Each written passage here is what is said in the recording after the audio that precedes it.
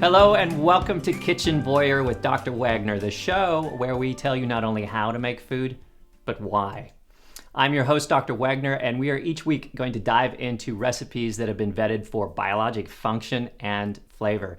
I'm here today with Nina Wagner. She happens to be my sister-in-law, and she has an interesting cultural background when it comes to food. Can you tell us a little bit about that? I grew up in Georgia, that is a former Soviet Union overseas. And I remember growing up with fruits and vegetables that were in season and locally grown organics. And my parents would go shop every other day and bring it home from the market to the kitchen to the table. We never even had huge refrigerators like this, just no need. So the original farm to table movement.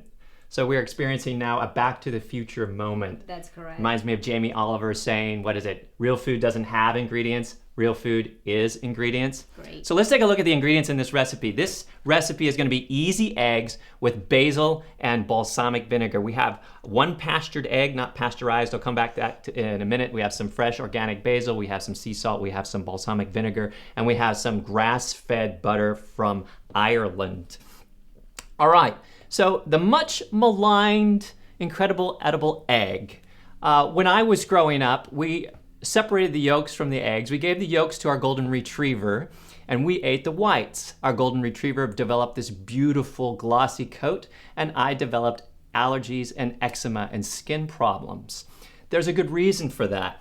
But since then, I want to talk about cholesterol mostly because of what people are worried about. Cholesterol is in every cell in your body. You can't make any of your hormones without it. You can't make vitamin D without it. It's not some sort of frankenchemical that you want to avoid necessarily.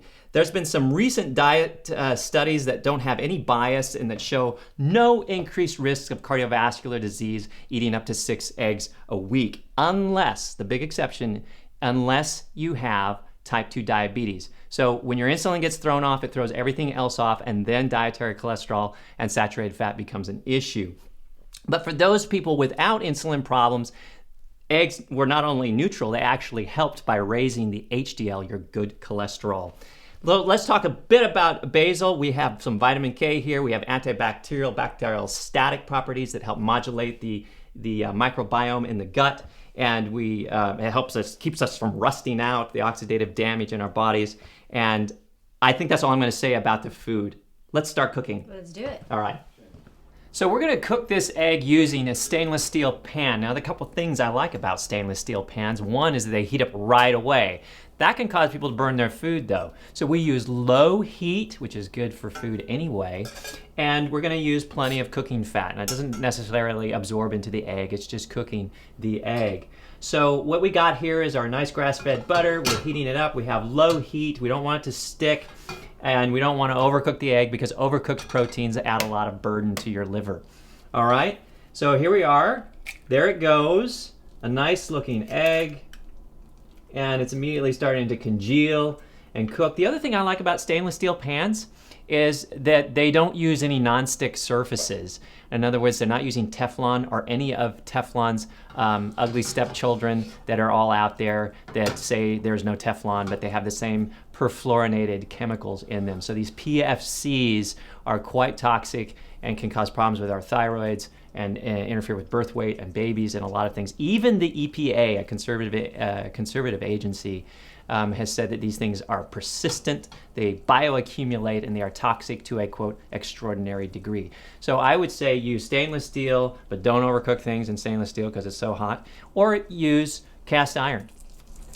I want to say that one key thing to turning this egg without fiasco is to have a spatula with silicone, because it's very flexible. A silicone spatula that's wide and flexible is key to flipping an egg without ripping it apart. Especially we want this egg to be only minimally cooked. Excellent. Beautiful flipping job. Beautiful thing. And now, we turn it off? Yeah, you can just turn it right off after you've flipped it over. Now we're going to julienne up some of our basil. Oh, you know what? She has a technique for this I like. Yeah, I learned a cool trick. So you roll up your leaves and you just... Look at that. Roll your own. And julienne to your heart's content. Perfect. There it is.